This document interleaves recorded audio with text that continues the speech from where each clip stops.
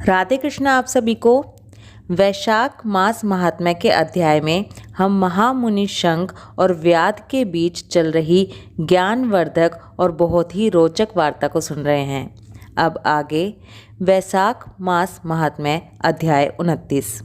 व्याध ने पूछा, महामते, भगवान विष्णु के रचे हुए करोड़ों एवं सहस्त्रों सनातन जीव नाना मार्ग पर चलने और भिन्न भिन्न कर्म करने वाले क्यों दिखाई देते हैं? इन सब का एक सा स्वभाव क्यों नहीं है? ये सब विस्तार पूर्वक बतलाइए। तब शंख ने कहा, रजोगुण, तमोगुण और सत्वगुण के भेद से 3 प्रकार के जीव समुदाय होते हैं। उनमें राजस स्वभाव वाले जीव राजस कर्म, तमोगुणी जीव तामस कर्म तथा सात्विक स्वभाव वाले जीव सात्विक कर्म करते हैं। कभी कभी संसार में इनके गुणों में विषमता भी होती है। उसी से वे ऊंच और नीच कर्म करते हुए उसी के अनुसार फल के भागी होते हैं। कभी सुख, कभी दुख और कभी दोनों को ही ये मनुष्य गुणों की विषमता से प्राप्त करते हैं। प्रकृति में स्थित होने पर जीव इन तीनों गुणों से बंधते हैं। गुण और कर्मों के अनुसार उनके कर्मों का भिन्न भिन्न फल होता है। ये जीव फिर गुणों के अनुसार ही प्रकृति को प्राप्त होते हैं। प्रकृति में स्थित हुए प्राकृतिक प्राणी गुण और कर्म से व्याप्त होकर प्राकृतिक गति को प्राप्त होते हैं। तमोगुणी जीव तामसी वृत्ति से ही जीवन निर्वाह करते और सदा महान दुख में डूबे रहते हैं।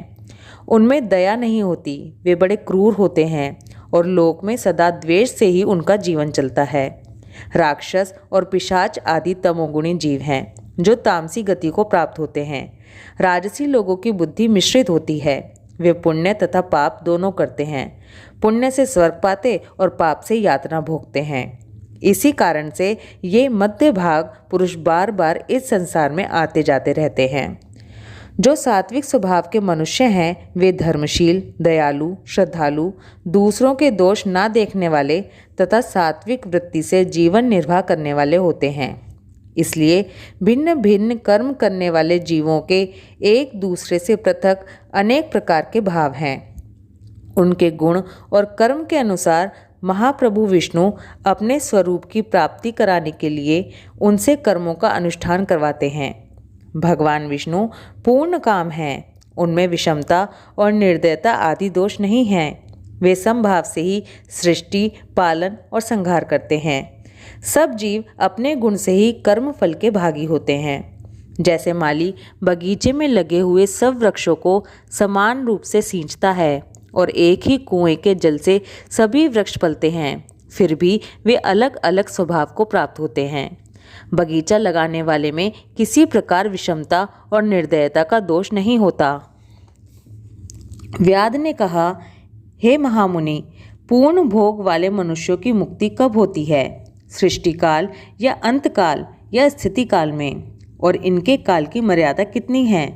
तब शंख बोले, 4 सहस्त्र युग ब्रह्मा जी का एक दिन और इतनी ही एक रात्रि होती है, जो मिलाकर ब्रह्मा का एक दिन होता है।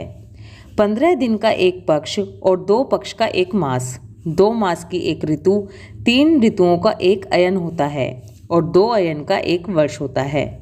इसी प्रकार ब्रह्मा जी के 100 वर्ष व्यतीत होने पर ब्रह्मकल्प पूरा होता है।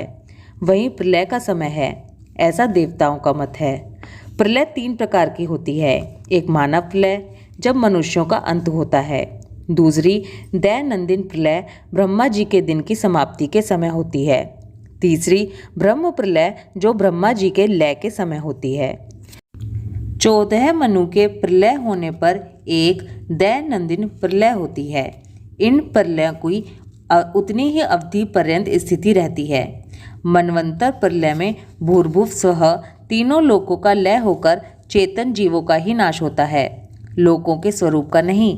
केवल उन लोकों में पूर्ववत जल प्लावन हो जाता है। अंत में चेतन जीवों की पुनः उत्पत्ति होती है। और हे व्याध, दैनंदिन प्रलय में ब्रह्मा जी के शयन करने पर चेतन अधिभूत जीवों सहित लोकों और लोकस्थ सबका नाश होता है। केवल सत्यलोक रह जाता है।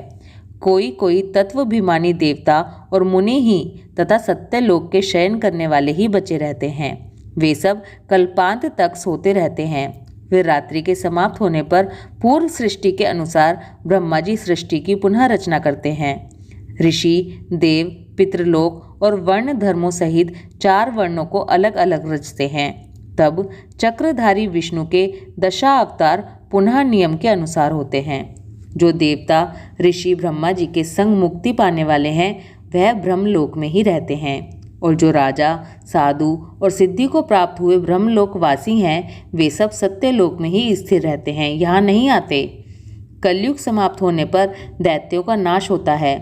फिर वे अपने कर्म अनुसार वैसे ही कर्म करने वाले होते हैं और अपने निर्णय स्थान में अपने अपने गोत्रों में जन्म लेते हैं। अब तेरे सामने सृष्टि काल और मुक्ति काल वर्णन करूँगा, वो ध्यान देकर सुन। देवादिदेव भगवान विष्णु का एक निमेष ब्रह्मा जी के एक कल्प के समान माना गया है। ब्रह्म कल्प के अंत में देवादिदेव शिरोमणि भगवान विष्णु का उन्मेष होता है, अर्थात वे आँख खोलकर देखते हैं। जब तक निमेष रहता है तब तक प्रलय है। निमेष के अंत में भगवान अपने उदर में स्थित संपूर्ण लोकों की सृष्टि करने की इच्छा करते हैं। सृष्टि की इच्छा होने पर भगवान अपने उदर में स्थित हुए अनेक प्रकार के जीव समूह को देखते हैं। उनकी कुक्षी में रहते हुए भी संपूर्ण जीव उनके ध्यान में स्थित होते हैं, अर्थात कौन जीव कहाँ किस रूप में है इसकी स्मृति भगवान को सदा बनी रहती है। भगवान विष्णु चतुर्व्यूह स्वरूप हैं।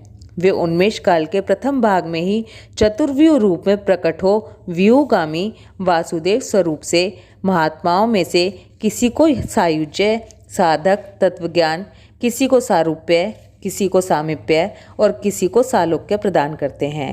फिर अनिरुद्ध मूर्ति के वश में स्थित हुए संपूर्ण लोकों को वे देखते हैं।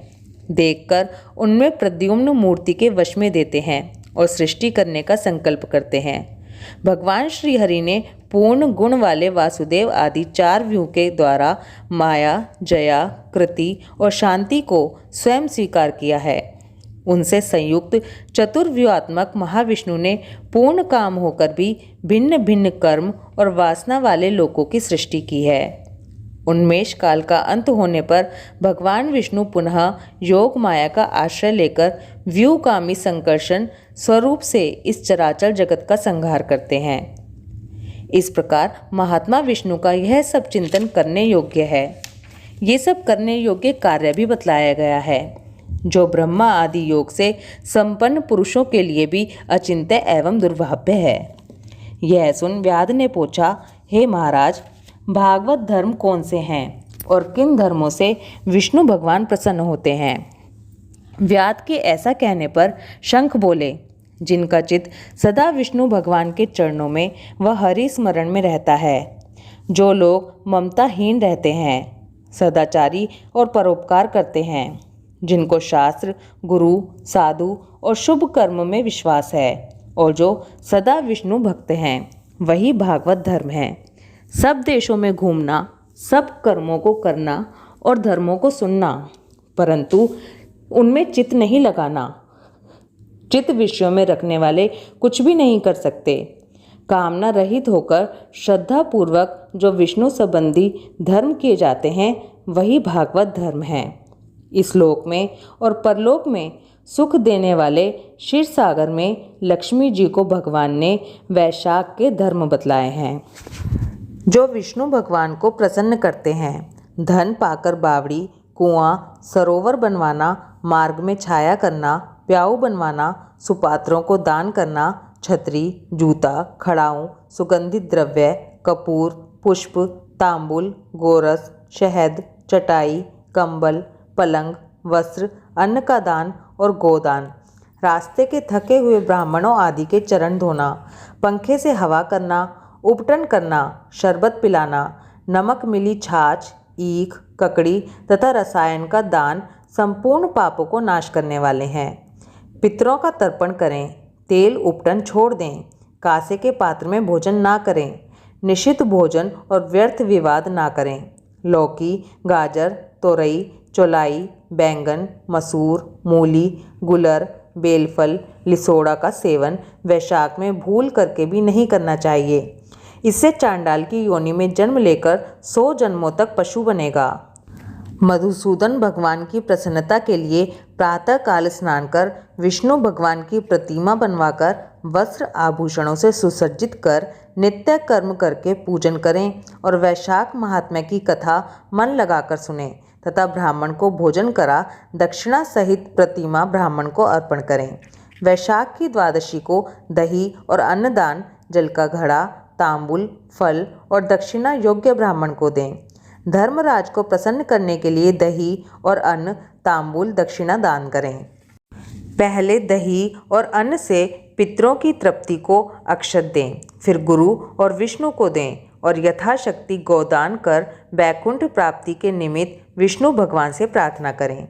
ऐसा करने से सब पापों से छूट अपने 100 कुलों का उद्धार कर सूर्यमंडल को वेद विष्णु के परम धाम को जाता है।